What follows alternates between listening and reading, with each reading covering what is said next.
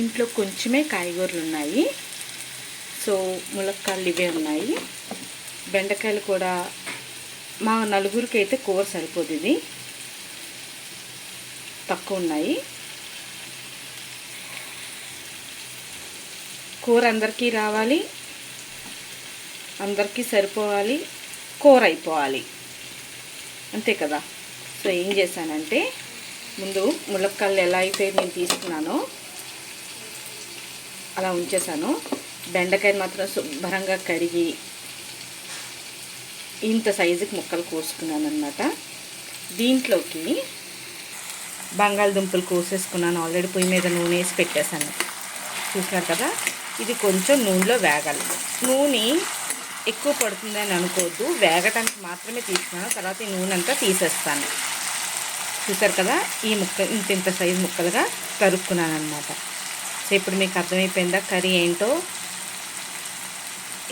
ఎప్పుడైనా చూసే ఉంటారు, మనకి బంగాళదుంప ములక్కాడ ఫ్రై విన్నారు, బంగాళదుంప ములక్కాడ ఇగురు విన్నారు. బెండకాయ బంగాళదుంప కాంబినేషన్, ములక్కాడ కాంబినేషన్ ఏంటా, జిగురు వచ్చేస్తుంది కదా అని చెప్పేస్తే ఏముంది, రెసిపీ మీరే చూసి తెలుసుకుందరు కానీ. So welcome to Jyothi Gudlas channel.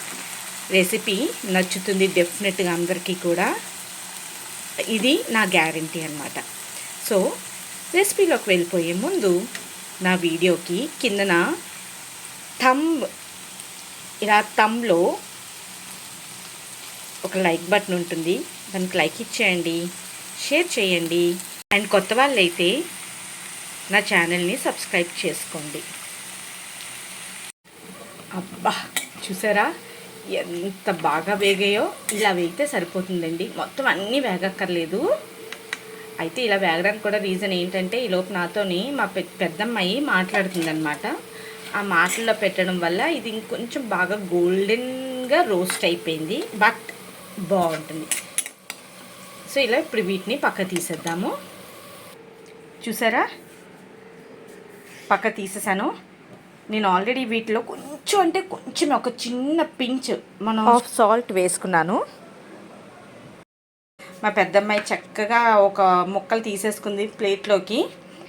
అది అలా ముక్కలు లాగించేస్తుంది సైడ్ నుంచి.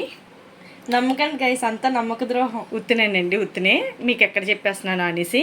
చూసారా ఆయిల్ ఎంత వేసానో అంతే ఉంది. ఇప్పుడు బెండకాయలు వేసేసి ఇలాగే ఫ్రై చేసేసుకుందాము. మంట కూడా చూడండి, మూకుడికి మరీ పెద్దది పెట్టలేదు కదా, చూసారు కదా, ఇలా ఉండాలి. చూడండి ఇగో. ఇప్పుడు వీటిని కూడా కొంచెం క్రిస్పీగా వచ్చేంత వరకు వేసుకుందాం. పచ్చివాసన పోవాలి, కొంచెం క్రిస్పీనెస్ రావాలి, ఓకేనా. చూసారా ఇవి కూడా వేగిపోయిందండి. ఫస్ట్ దొండకాయ అన్నాను, బెండకాయ వేయగానే మనకి నూనె లాగేస్తుంది, కానీ వేగిన తర్వాత మళ్ళీ మొత్తం నూనె అంతా ఇలా రిలీజ్ చేసేస్తుంది. ఇప్పుడు ఈ ముక్కలు కూడా పక్క తీసేద్దాం. బంగాళదుంపలు ఎందులోకి అయితే తీసానో వీటిని కూడా, బెండకాయలు కూడా అందులోకి తీసేసాను. కానీ మరీ ఎక్కువ వేపుకోకండి, వేపుకున్నారంటే పీచ్లో వచ్చేస్తుంది, బాగోదు. అలాగా అదొక చేదులా కూడా వచ్చేస్తాయి అన్నమాట, తినేటప్పుడు చేదుగా తగులుతుంది, బాగోదు. సో జాగ్రత్త చూసుకొని వేపుకోవాలి.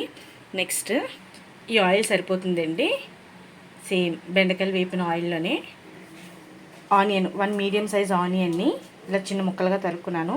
పచ్చిమిర్చి ఒక 3 తీసుకున్నాను, చిన్న ముక్కలుగా తరిగేసుకున్నాను. ఒక 2 రెమ్మల కరివేపాకు తీసుకున్నాను, ఇది కూడా కడిగి చక్కగా శుభ్రంగా పక్కన పెట్టేసుకున్నాను. వేపిన బెండకాయని కూడా తినేస్తుందండి బాగుందనేసి. సో ఇప్పుడు ఒక్కొక్కటి పోపు సామాన్లు వేసుకుందాం. జీలకర్ర, అది వేగగానే కొంచెం మినపప్పు, కొంచెం శనగపప్పు, 2 ఎండుమిర్చి చీలికలు. అది వేగిన తర్వాత ఉల్లిపాయ, పచ్చిమిర్చి, కరివేపాకు వేసుకుందాము. పప్పులు వేగాలండి, పప్పులు వేగిన తర్వాత ఉల్లిపాయ వేసుకోండి. ఉల్లిపాయ, పచ్చిమిర్చి 2 వేసేద్దాం. ఒక్కసారి ఇలా తిప్పుకున్న తర్వాత ఇప్పుడు కరివేపాకు,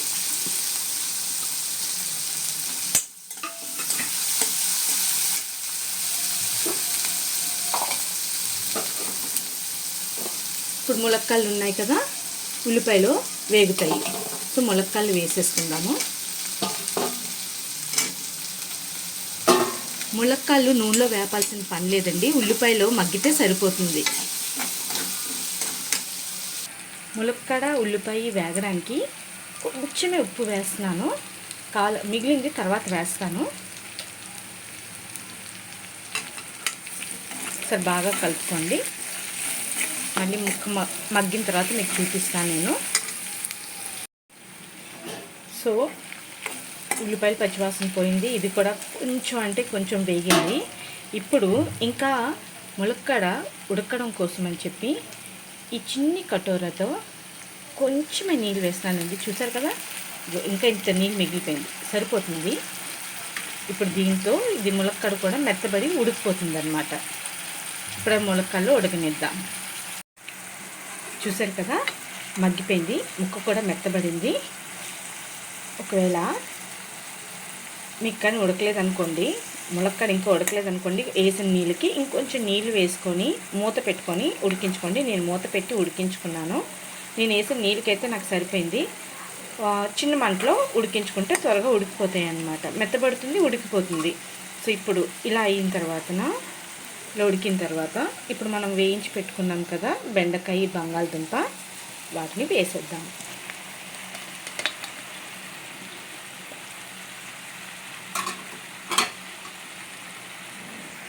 శుభ్రం కలుపుకుందాము కిందకి మీదకి. ఇప్పుడు ఉప్పు వేసేసుకుందాము. ఇందాకలు కొంచెమే కదా వేసుకున్నాం మనం, ముక్కలు ఉడకడం ముక్కలు మగ్గడానికి వేసుకున్నాం. ఇప్పుడు ఉప్పు పూర్తిగా సరిపడినంత వేసేసుకుందాం. తర్వాత వేసుకున్న తర్వాత ఇక్కడ 1 స్పూను సాంబార్ పొడి, 1 స్పూను కారం తీసుకున్నాను నేను. ఆ రెండు వేసేసి కలుపుకుందాము.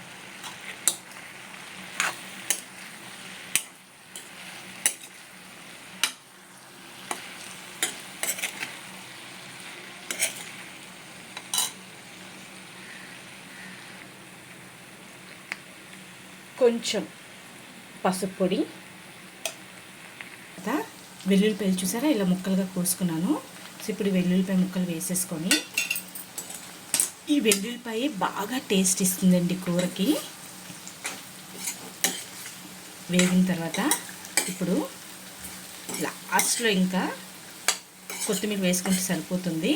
ఇప్పుడు కొంచెం వెల్లుల్లిపాయ వేసిన కొంచెం వేగాలి కదా, సో వేగనిచ్చేద్దాం. మూత పెట్టేస్తాను, మళ్ళీ చూపిస్తాను. టటాడాయ్, కూర రెడీ. మంచి వాసన వస్తుంది. బంగాళదుంప, బెండకాయ అది మాత్రం కొత్తిమీర వేద్దాం అనుకున్నాను, కానీ దురదృష్టం నిన్న చికెన్ కదండి, చికెను గుడ్డు బిర్యానీలు ఉంటాయి కదా, కొత్తిమీర కాస్త అయిపోయిందనమాట. చూసారా, వెల్లుల్లిపాయలు కూడా చక్కగా ఇందులో కలిసిపోయాయి. ఇదిగో అయిపోయింది, ఇంకా మన రెసిపీ రెడీ.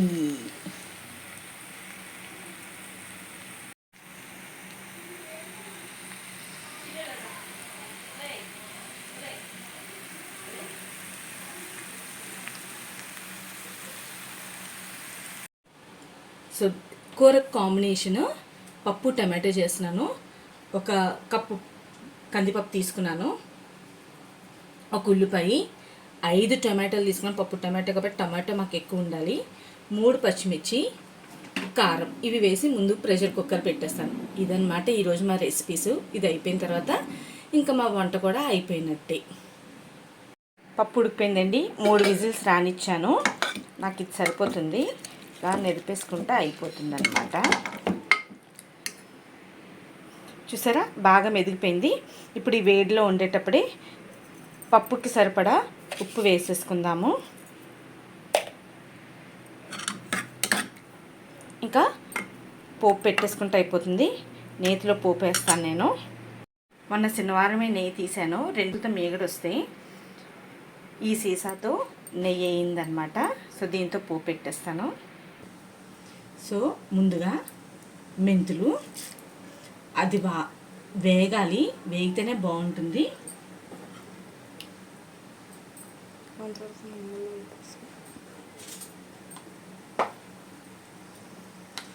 వేగింది, చూసారు కదా చిట్పట్లాడుతుంది. ఇప్పుడు జీలకర్ర, అది వేగిన తర్వాత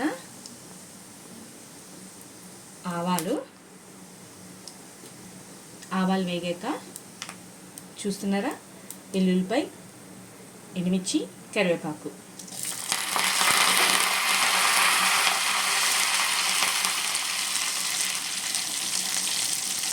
మినప్పప్పు, కొంచెం మినప్పప్పు. ఇవి బాగా వేగాలి. వెల్లుల్లిపాయ రంగులోకి వచ్చేయాలండి, ఇంకా మారాలి రంగు. ఎండుమిర్చి కూడా ఇలాగా.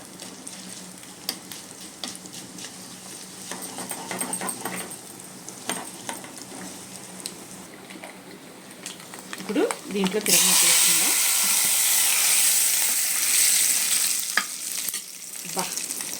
మంచి గుమగుమ వాసన వస్తుంది, చూసారా. తినేవాళ్ళు ఇలా తినేస్తే సరిపోతుంది. లేదు అంటే కొంచెం నీళ్ళు, మనం తాలింపు వేసుకున్నాం కదా, ఈ మూకుట్లను కొంచెం నీళ్ళు వేడి చేసి ఇందులో వేసుకుంటే సరిపోతుంది అనమాట. మాకైతే ఇలా సరిపోతుంది. ఇలా పోపు వేయగానే వెంటనే గడ్డి తీసేసి ఇలా మూత పెట్టేసుకోవాలండి. ఎందుకంటే పోపు వాసన దానికి పట్టి పప్పు చాలా టేస్ట్గా ఉంటుంది. ఇదండి మా రెసిపీస్. సో వీడియో నచ్చినట్లయితే like, share and subscribe my channel. ఇక ఉంటాను.